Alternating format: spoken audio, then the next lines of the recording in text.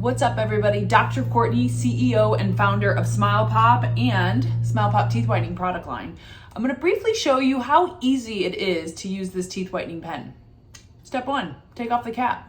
Step 2, twist the bottom until you start to see gel come on the bristles of the brush. Now, when you first use this pen, it may require a few more twists to get the gel to come up, but just a little bit of gel is all you need. And then what you're gonna do, and I recommend doing this in the mirror, but you can also do it on the go, you wanna paint the gel onto the front surfaces of the teeth of any of the teeth that you want to whiten. Be careful that you don't put it on your gums, because again, the goal is to whiten the enamel of the teeth, not whiten the gums. You're just gonna gently brush the gel onto the surfaces of the teeth that you want to whiten. Do you need to do behind the teeth? No. Do you need to do the inside of the teeth? No. Who's looking at those, okay? You wanna do front and center, just gently, easily brush on the front surface of the teeth like this.